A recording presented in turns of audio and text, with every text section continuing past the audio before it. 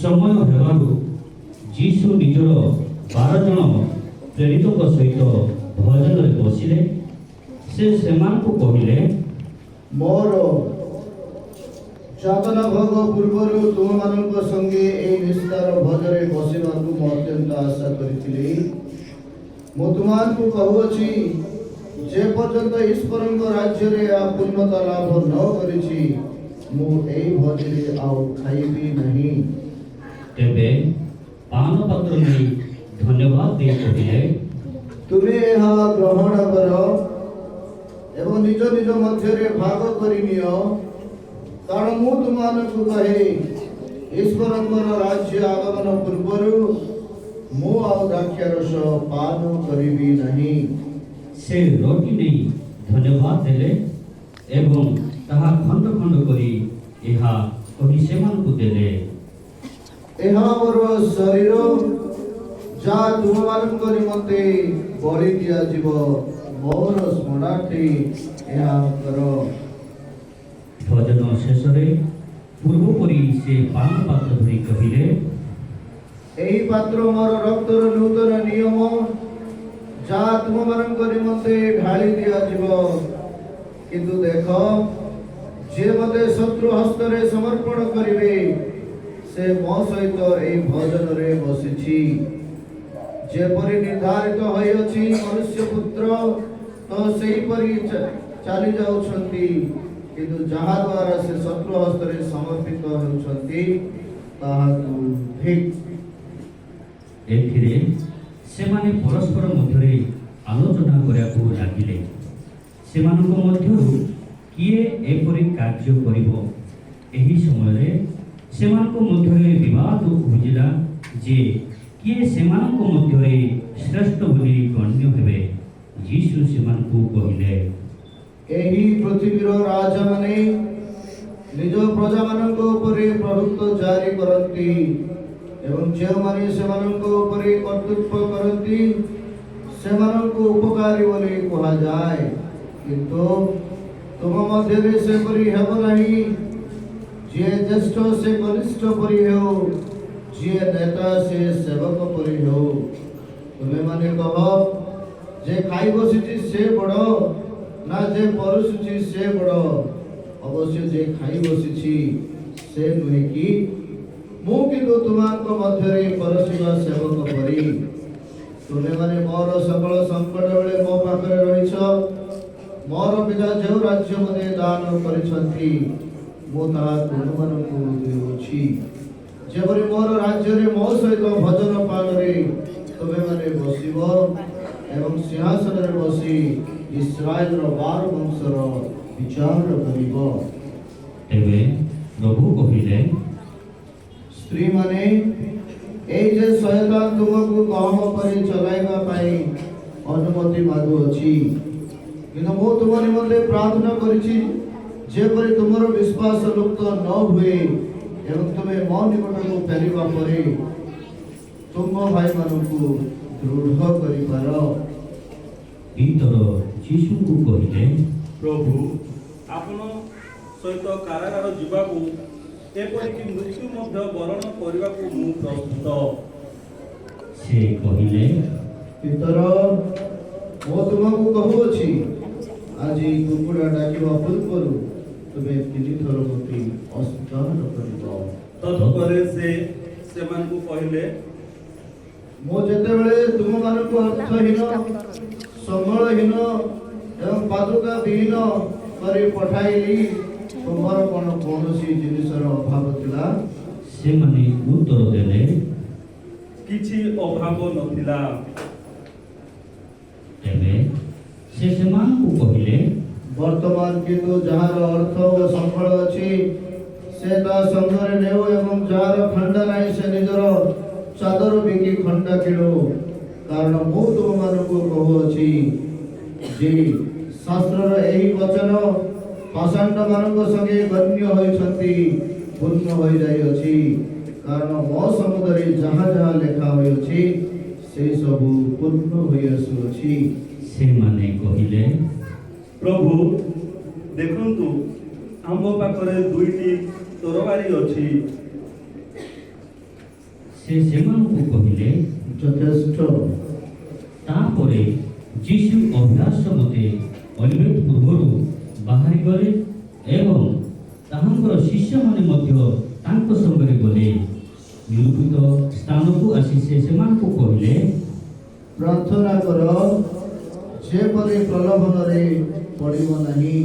ସେମାନଙ୍କ ନିକଟରୁ ପଥର ଫିଙ୍ଗି ଦୂର ପର୍ଯ୍ୟନ୍ତ ଯାଇ ଆଣ୍ଠୁ ମାଡ଼ି ଏହି ଭାବେ ପ୍ରାର୍ଥନା କରିବାକୁ ଲାଗିଲେ। ପିତା, ତୁମର ଇଚ୍ଛା ହେଲେ ଏହି ପାରପାତ୍ର ମୋ ଠାରୁ କାଢ଼ି ନିଅ, ତଥାପି ମୋର ଇଚ୍ଛା ନୁହଁ, ତୁମ୍ଭର ଇଚ୍ଛା ପୂର୍ଣ୍ଣ ହେଉ। ସ୍ୱର୍ଗରୁ ଜଣେ ଦୂତ ଆସି ତାଙ୍କୁ ଆଶ୍ୱାସନା ଦେବାକୁ ଲାଗିଲେ। ଯୀଶୁ ମର୍ମାନ୍ତିକ ଯନ୍ତ୍ରଣା ମଧ୍ୟରେ ଦୀର୍ଘ ସମୟ ଧରି ପ୍ରାର୍ଥନା କଲେ। ତାଙ୍କର ଗର୍ଭ ରକ୍ତ ବିନ୍ଦୁ ଜଳି ଭଳି ଭୂମିରେ ପଡ଼ିବାକୁ ଲାଗିଲା। ପ୍ରାର୍ଥନା ଶେଷରେ ସେ ଉଠିଲେ ଓ ଶିଷ୍ୟମାନଙ୍କ ନିକଟକୁ ଆସି ଦେଖିଲେ ଯେ ସେମାନେ ଦୁଃଖରେ ଶୋଇପଡ଼ିଛନ୍ତି। ସେ ସେମାନଙ୍କୁ କହିଲେ, ସହିଛ କାହିଁକି? ଉଠ, ପ୍ରାର୍ଥନା କର ଯେପରି ପ୍ରଲୋଭନରେ ପତିତ ନ ହୁଅ। ଏହି କଥା ଶେଷ ନ ହେଉଣୁ ଅନେକ ଲୋକ ଆସି ପହଞ୍ଚିଗଲେ। ସେମାନଙ୍କ ଆଗରେ ଜୁଦାସ ନାମକ 12 ଜଣଙ୍କ ମଧ୍ୟରୁ ଜଣେ ଥିଲା। ସେ ଯୀଶୁଙ୍କ ନିକଟକୁ ଆସି ତାଙ୍କୁ ଚୁମ୍ବନ କଲା। ଯୀଶୁ ତାହାଙ୍କୁ କହିଲେ, जुदास, चुम्बन द्वारा ही तुमने मनुष्य पुत्रଙ୍କ ପ୍ରତି ବିଶ୍ୱାସଘାତକତା କରୁଅଛ। ଯୀଶୁଙ୍କର ସଙ୍ଗୀମାନେ ଘଟଣା କ'ଣ ବୁଝିପାରି ତାହାକୁ କହିଲେ, ପ୍ରଭୁ, ଆମ୍ଭେ କ'ଣ ତରବାରୀ ପ୍ରୟୋଗ କରିବୁ? ହଠାତ୍ ସେମାନଙ୍କ ମଧ୍ୟରୁ ଜଣେ ଖଡ଼ଗ ଆଘାତରେ ମହାଯାଜକଙ୍କ ଚାକରର ଡାହାଣ କାନ କାଟି ଛିଣ୍ଡାଇ ଦେଲେ। ତହୁ ଯୀଶୁ କହିଲେ, ବନ୍ଦ କର, ଯଥେଷ୍ଟ ହେଲା। ତେବେ ସେ ଚାକରର କାନଟି ଛୁଇଁ ତାଙ୍କୁ ସୁସ୍ଥ କଲେ।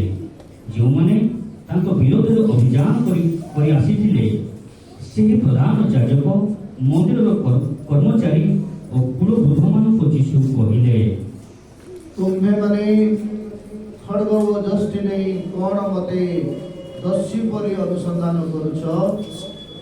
ମୁଁ ତ ପ୍ରତିଦିନ ମନ୍ଦିରରେ ତୁମ ମଧ୍ୟରେ ଥିଲି, ସେତେବେଳେ ମୋତେ ଧରିଲ ନାହିଁ, କିନ୍ତୁ ବର୍ତ୍ତମାନ ହିଁ ତୁମର ସୁଯୋଗ ଏବଂ ଅନ୍ଧକାରର ରାଜତ୍ୱ। ତାପରେ ସେମାନେ ଯୀଶୁକୁ ଗିରଫ କରି ମହାଯାଜକ ଘରକୁ ନେଇଗଲେ। ପିତର କିଛି ଦୂରରୁ ସେମାନଙ୍କର ପଛେ ପଛେ ଗଲେ।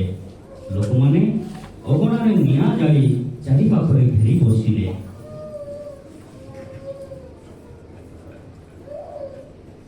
ପିତର ମଧ୍ୟ ସେମାନଙ୍କର ସଙ୍ଗରେ ବସିଥିଲେ। ଜଣେ ଦାସୀ ତାଙ୍କୁ ନିଆଁ ପାଖରେ ବସିଥିବା ଦେଖି ଏକ ଦୃଷ୍ଟିରେ ତାଙ୍କୁ ଲକ୍ଷ୍ୟ କରି କହିଲା, ଏହି ଲୋକ ମଧ୍ୟ ତାଙ୍କ ସଙ୍ଗରେ ଥିଲା। ପିତର ଅସ୍ୱୀକାର କରି କହିଲେ, ଭଉଣୀ, ମୁଁ ତାଙ୍କୁ ଚିହ୍ନେ ନାହିଁ। ଅଳ୍ପ ସମୟ ପରେ ଆଉ ଜଣେ ତାଙ୍କୁ ଦେଖି କହିଲା, ବାସ୍ତବରେ ଏହି ଲୋକଟା ମଧ୍ୟ ତାଙ୍କ ସଙ୍ଗରେ ଥିଲା, କାରଣ ଏ ବି ଗାଲିଲିୟ। ପିତର କହିଲେ, ଭାଇ, ତୁମ୍ଭେ କ'ଣ କହୁଛ ମୁଁ ବୁଝିପାରୁନାହିଁ। କଥା ଶେଷ ନ ହେଉଣୁ କୁକୁଡ଼ା ଡାକିଲା। ପ୍ରଭୁ ମୁଖ ଫେରାଇ ପିତରଙ୍କୁ ଅନାଇଲେ। ସେତେବେଳେ ପ୍ରଭୁଙ୍କର ପୂର୍ବ କଥା ପିତରଙ୍କ ମନେ ପଡ଼ିଲା। ଆଜି କୁକୁଡ଼ା ଡାକିବା ପୂର୍ବରୁ ତୁମେ ମୋତେ 3 ଥର ଅସ୍ୱୀକାର କରିବ। ପିତର ସେଠାରୁ ବାହାରି ଯାଇ ଅତିଶୟ ଦୁଃଖରେ ରୋଦନ କରିବାରେ ଲାଗିଲେ। ଯୀଶୁଙ୍କୁ ପ୍ରହରୀମାନେ ଉପବାସ ଏବଂ ପ୍ରହାର କରୁଥିଲେ। ତାଙ୍କ ଆଖି ଲଗାରେ ବାନ୍ଧି ସେମାନେ ତାଙ୍କ ମୁହଁରେ ଚାପୁଡ଼ା ମାରି ପଚାରିବାକୁ ଲାଗିଲେ, ଆରେ ହେ ଭବିଷ୍ୟତ ବକ୍ତା, କହ, କିଏ ତୋତେ ବାରିଛି? ତାଙ୍କ ବିରୋଧରେ ସେମାନେ ଆହୁରି ଅନେକ ନିନ୍ଦାର କଥା କହିବାକୁ ଲାଗିଲେ। ମନୁଷ୍ୟରେ ଜାତିର କୁଳବୃଦ୍ଧ, ପ୍ରଧାନ ଯାଜକ ଓ ଧର୍ମଶାସ୍ତ୍ରୀମାନଙ୍କ ସଭାରେ ବସିଲା। ଯୀଶୁଙ୍କୁ ମହାସଭାକୁ ଅଣା ହେଲା। ସେମାନେ ତାଙ୍କୁ ପଚାରିଲେ, ତୁମ୍ଭେ ଯଦି ଖ୍ରୀଷ୍ଟ ଆମ୍ଭମାନଙ୍କୁ ତାହା କହ। ସେ ସେମାନଙ୍କୁ କହିଲେ, ମୁଁ କହିଲେ ତୁମ୍ଭେମାନେ ବିଶ୍ୱାସ କରିବ ନାହିଁ ଏବଂ ମୁଁ କୌଣସି କଥା ପଚାରିଲେ ଉତ୍ତର ଦେବ ନାହିଁ କି ମୋତେ ଛାଡ଼ିଦେବ ନାହିଁ। କିନ୍ତୁ ଏହାପରେ ମନୁଷ୍ୟ ପୁତ୍ର ମହିମାରେ ଈଶ୍ୱରଙ୍କ ଦକ୍ଷିଣ ପାର୍ଶ୍ୱରେ ଉପବେଶନ କରିବେ। ସମସ୍ତେ ପଚାରିଲେ। ତାହା ହେଲେ ତୁମ୍ଭେ ଈଶ୍ୱରଙ୍କ ପୁତ୍ର। ଯୀଶୁ କହିଲେ, ତୁମ୍ଭେମାନେ ଠିକ୍ କହିଅଛ, ମୁଁ ସେହି। ସେମାନେ କହିଲେ, ଆଉ ସାକ୍ଷୀରେ ଆମ୍ଭର କି ପ୍ରୟୋଜନ? ଆମ୍ଭେ ନିଜେ ତାହାଙ୍କ ମୁଖରୁ ଶୁଣିଲୁ। ତେବେ ସଭା ଭାଙ୍ଗିଲା ଏବଂ ସେମାନେ ତାଙ୍କୁ ପିଲାତଙ୍କ ନିକଟକୁ ନେଇଗଲେ। ସେଠାରେ ସେମାନେ ଏହା କହି ଯୀଶୁଙ୍କ ବିରୋଧରେ ଅଭିଯୋଗ କରିବାକୁ ଲାଗିଲେ। ଏ ଲୋକ ଆମ୍ଭ ଜାତିରେ ବିଦ୍ରୋହ ସୃଷ୍ଟି କରୁଅଛି ଏବଂ କୌଶଳ କର ଦେବାକୁ ବାରଣ କରି ନିଜେ ଖ୍ରୀଷ୍ଟ ରାଜା ବୋଲି ଦାବି କରୁଅଛି। ତେବେ ପିଲାତ ଯୀଶୁଙ୍କୁ ପଚାରିଲେ, ତୁମ୍ଭେ କଣ ଯିହୁଦୀମାନଙ୍କ ରାଜା? ସେ ଉତ୍ତରରେ କହିଲେ, ଆପଣ ଯାହା କହୁଛନ୍ତି ତାହା ଠିକ୍। ପିଲାତ ପ୍ରଧାନ ଧର୍ମଯାଜକମାନଙ୍କୁ ଓ ଲୋକଙ୍କୁ କହିଲେ, ଏହି ଲୋକର କୌଣସି ଅପରାଧ ମୁଁ ଦେଖୁ ନାହିଁ। ଲୋକେ କିନ୍ତୁ ଆହୁରି ଉତ୍ତେଜିତ ହୋଇ କହିବାକୁ ଲାଗିଲେ, ଏ ଗାଲିଲୀରୁ ଆରମ୍ଭ କରି ଏହି ସ୍ଥାନ ପର୍ଯ୍ୟନ୍ତ ସମଗ୍ର ଯିହୁଦୀ ଦେଶରେ ପ୍ରଚାର କରି ଲୋକମାନଙ୍କ ମଧ୍ୟରେ ବିଦ୍ରୋହ ସୃଷ୍ଟି କରୁଅଛି। ପିଲାତ ଗାଲିଲୀର ନାମ ଶୁଣି ପଚାରିଲେ, ଏ ଲୋକଟା କଣ ଜଣେ ଗାଲିଲୀୟ? ସେ ଯୀଶୁଙ୍କୁ ହେରୋଦର ପ୍ରଜା ବୋଲି ଜାଣିପାରି ତାହାଙ୍କୁ ହେରୋଦରଙ୍କ ନିକଟକୁ ପଠାଇଦେଲେ। ଏହି ସମୟରେ ହେରୋଦ ମଧ୍ୟ ଜେରୁସାଲେମରେ ବାସ କରୁଥିଲେ। ଯୀଶୁଙ୍କୁ ଦେଖି ହେରୋଦ ଅତି ଆନନ୍ଦିତ ହେଲେ, କାରଣ ସେ ତାଙ୍କ ବିଷୟରେ ଅନେକ କଥା ଶୁଣି ବହୁ ଦିନରୁ ତାଙ୍କୁ ଦେଖିବାକୁ ଇଚ୍ଛା କରୁଥିଲେ ଏବଂ ତାଙ୍କର କୌଣସି ଅଭୂତ କର୍ମ ଦେଖିବାକୁ ମଧ୍ୟ ଆଶା କରୁଥିଲେ। ହେରୋଦ ତାଙ୍କୁ ଅନେକ କଥା ପଚାରିଲେ, କିନ୍ତୁ ଯୀଶୁ କୌଣସି ଉତ୍ତର ଦେଲେ ନାହିଁ। ଉପସ୍ଥିତ ପ୍ରଧାନ ଧର୍ମଯାଜକ ଓ ଧର୍ମଶାସ୍ତ୍ରୀମାନେ ଉତ୍ତେଜିତ ହୋଇ ଯୀଶୁଙ୍କୁ ବିରୋଧରେ ଅନେକ ଅଭିଯୋଗ କଲେ। ହେରୋଦ ଓ ତାଙ୍କର ସୈନ୍ୟମାନେ ଯୀଶୁକୁ ପରିହାସ କରି ଅପମାନିତ କରିବାକୁ ଲାଗିଲେ। ସେମାନେ ଉପବାସ କରି ତାଙ୍କୁ ରଙ୍ଗୀନ ବସ୍ତ୍ର ପିନ୍ଧାଇ ପିଲାତଙ୍କ ନିକଟକୁ ପୁନର୍ବାର ପଠାଇଦେଲେ। ସେଦିନେ ହେରୋଦ ଓ ପିଲାତର ବନ୍ଧୁ ହୋଇଗଲେ। ଇତିପୂର୍ବେ ସେମାନଙ୍କ ମଧ୍ୟରେ ଥିଲା ଶତ୍ରୁତା। ପିଲାତ ପ୍ରଧାନ ଯାଜକ, ଜାତିର ନେତୃତ୍ୱ ବୃନ୍ଦ ଓ ଜନତାଙ୍କୁ ଆହ୍ୱାନ କରି ସେମାନଙ୍କୁ କହିଲେ, ତୁମ୍ଭେ ଏହି ଲୋକଟି ବିରୁଦ୍ଧରେ ଅଭିଯୋଗ କରି କହୁଅଛ ଯେ ସେ ତୁମ୍ଭମାନଙ୍କ ମଧ୍ୟରେ ବିଦ୍ରୋହ ସୃଷ୍ଟି କରୁଅଛି। ତୁମ୍ଭ ସମ୍ମୁଖରେ ମୁଁ ତାଙ୍କୁ ଜେରା କଲି, କିନ୍ତୁ ତୁମ୍ଭ ଅଭିଯୋଗ ବିଷୟରେ କୌଣସି ପ୍ରମାଣ ପାଇ ନାହିଁ। ହେରୋଦ ମଧ୍ୟ ତାଙ୍କୁ ପ୍ରାଣଦଣ୍ଡ ଦେବା ଭଳି କିଛି ପ୍ରମାଣ ନ ପାଇବାରୁ ତାଙ୍କୁ ଆମ୍ଭ ନିକଟକୁ ଫେରାଇ ଦେଇଅଛନ୍ତି। ଏଣୁ ମୁଁ ତାଙ୍କୁ କେବଳ ଶାସ୍ତି ଦେଇ ଛାଡ଼ିଦେବି। ସେହି ଉତ୍ସବ ସମୟରେ ଜଣେ ବନ୍ଦୀକୁ ମୁକ୍ତି ଦେବାର ନିୟମ ଥିଲା। ତେବେ ସେମାନେ ଏକତ୍ର ଚିନ୍ତା କଲେ, ଏହାକୁ ବଦ୍ଧ କର, ବାରାବାସକୁ ମୁକ୍ତି ଦିଅ। ସେହି ଲୋକ କିନ୍ତୁ ସହରରେ ବିଦ୍ରୋହ ଘଟାଇବାରୁ ଏବଂ ନରହତ୍ୟା କରିବାରୁ କାରାଗାରରେ ପକାଯାଇଥିଲା। ପିଲାତ ଯୀଶୁକୁ ମୁକ୍ତ କରିବାକୁ ଇଚ୍ଛା କରି ସେମାନଙ୍କୁ ପୁନର୍ବାର ବୁଝାଇଲେ, କିନ୍ତୁ ସେମାନେ ଆହୁରି ଚିତ୍କାର କରି କହିଲେ, ଏହାକୁ କ୍ରୁଶରେ ମାରିଦିଅ। ପିଲାତ ତୃତୀୟବାର ସେମାନଙ୍କୁ କହିଲେ, ଏ କି ଦୋଷ କରିଛି? ଏହାର ପ୍ରାଣଦଣ୍ଡ ହେବା ଭଳି କିଛି ପ୍ରମାଣ ମୁଁ ତ ପାଉନାହିଁ। ତାଙ୍କୁ ଶାସ୍ତି ଦେଇ ଛାଡ଼ିଦେବି।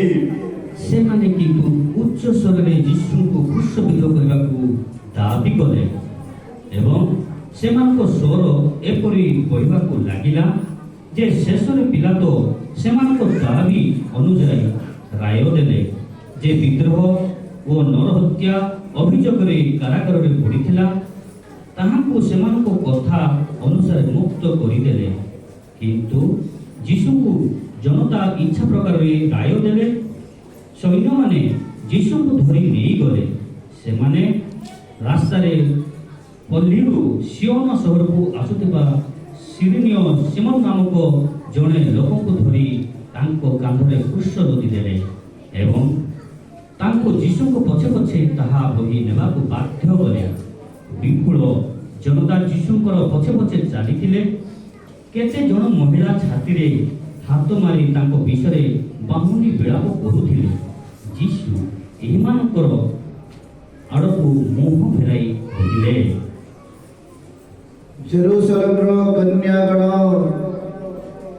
ମୋ ପାଇଁ କାନ୍ଦ ନାହିଁ, ତୁମ ନିଜ ପାଇଁ ଓ ତୁମ ସନ୍ତାନଙ୍କ ପାଇଁ ବିଳାପ କର। ଏହିପରି ସମୟ ଆସୁଛି ଯେତେବେଳେ ଲୋକେ କହିବେ, ଧନ୍ୟ ବନ୍ଧ୍ୟା ସ୍ତ୍ରୀମାନେ, ଧନ୍ୟ ଯେଉଁମାନେ କେବେ ଗର୍ଭବତୀ ହୋଇନାହାନ୍ତି କି ସ୍ତନ୍ୟପାନ କରାଇ ନାହାନ୍ତି। ସେତେବେଳେ ପର୍ବତକୁ ଲୋକେ କହିବେ, ଆମକୁ ଚାପି ମାରିଦିଅ, ପାହାଡ଼କୁ କହିବେ, ଆମକୁ ଘୋଡ଼ାଇ ପକାଅ। କାରଣ କଞ୍ଚା ଗଛର ଯଦି ଏ ଦଶା, ଶୁଖିଲା ଗଛର କି ଦଶା ନ ହେବ। ସେମାନେ ତାହାଙ୍କ ସଙ୍ଗେ ପୁରୁଷ ବିଧ କରିବା ନିମନ୍ତେ 2 ଜଣ ସଦସ୍ୟଙ୍କୁ ନେଇ ଯାଉଥିଲେ। ଗଲଗଥା ନାମକ ସ୍ଥାନରେ ପହଞ୍ଚି ସେମାନେ ଯୀଶୁଙ୍କୁ ପୁରୁଷ ବିଧ କଲେ ଏବଂ ଦସ୍ୟୁମାନଙ୍କ ମଧ୍ୟରୁ ଜଣକୁ ତାଙ୍କର ଦକ୍ଷିଣ ପାର୍ଶ୍ୱରେ ଓ ଅନ୍ୟ ଜଣକୁ ବାମ ପାର୍ଶ୍ୱରେ ପୁରୁଷ ବିଧ କଲେ। ତାହାପରେ ଯୀଶୁ କହିଲେ, ପିତା, ଏମାନଙ୍କୁ କ୍ଷମା କର, କାରଣ ଏମାନେ କ'ଣ କରୁଛନ୍ତି ଜାଣନ୍ତି ନାହିଁ। ସୈନ୍ୟମାନେ ଗୁଳି ବଣ୍ଟ କରି ତାଙ୍କର ପୋଷାକ ଭାଗ କରି ନେଇଗଲେ। ସେଠାରେ ଲୋକେ ଠିଆ ହୋଇ ଏହା ସବୁ ଦେଖିଲେ। ଇହୁଦୀୟ ନେତାମାନେ ତାଙ୍କୁ ଉପହାସ କରି କହିଲେ, ଏ ଅନ୍ୟକୁ ବଞ୍ଚାଉଛି, ଯଦି ଏ ଈଶ୍ୱରଙ୍କର ମନୋନୀତ ଖ୍ରୀଷ୍ଟ ହୋଇଥାଏ ତେବେ ନିଜକୁ ରକ୍ଷା କରୁ। ସୈନ୍ୟମାନେ ମଧ୍ୟ ଉପବାସ କରୁଥିଲେ। ସେମାନେ ତାଙ୍କ ଆଗକୁ ଆସି ଅଗ୍ରସର ଦେଖାଇ କହିଲେ, ତୁମ୍ଭେ ଯଦି ଇହୁଦୀମାନଙ୍କ ରାଜା ହୋଇଥାଅ ନିଜକୁ ରକ୍ଷା କର।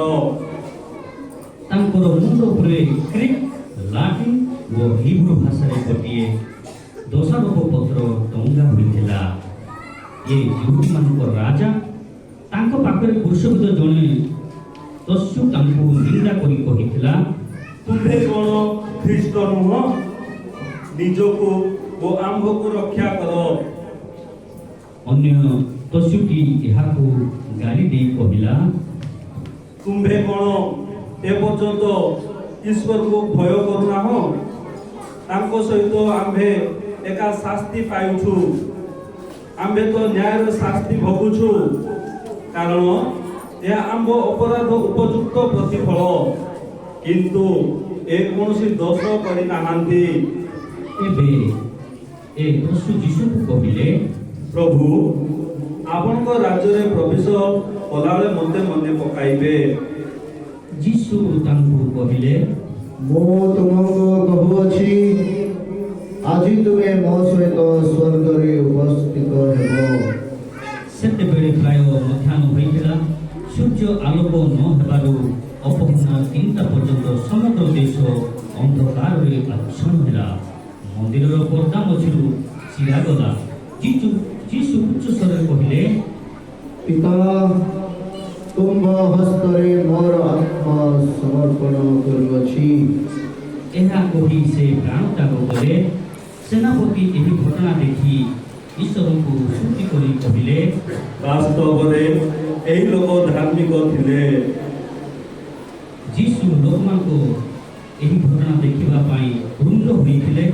ସେମାନେ ଏହି ସମସ୍ତ ଦେଖି ଛାତିରେ ହାତ ମାରି ମାରି ସହରକୁ ଫେରିଗଲେ। ଯୀଶୁଙ୍କ ସମସ୍ତ ପରିଚିତ ଲୋକ ଯେଉଁ ମହିଳାମାନେ ଗାଲିଲରୁ ଅନୁସରଣ କରିଥିଲେ ସେମାନେ ମଧ୍ୟ କିଛି ଦୂରରେ ଠିଆ ହୋଇ ଏହି ସବୁ ଲକ୍ଷ୍ୟ କରୁଥିଲେ। ଯୋସେଫ ନାମକ ଜଣେ ଧାର୍ମିକ ଓ ନ୍ୟାୟବାନ ଲୋକ ମହାସଭାର ସଦସ୍ୟ ଥିଲେ। ମହାସଭାରେ ସେ ଅନ୍ୟମାନଙ୍କର ସେହି ଷଡ଼ଯନ୍ତ୍ର ଓ ଯୋଜନାରେ ଏକମତ ହୋଇନଥିଲେ। ସେ ଜିହୁଦୀ ଆରିମାଥିଆର ଅଧିବାସୀ ଥିଲେ ଏବଂ ଈଶ୍ୱରଙ୍କ ରାଜ୍ୟର ଅପେକ୍ଷାରେ ଥିଲେ।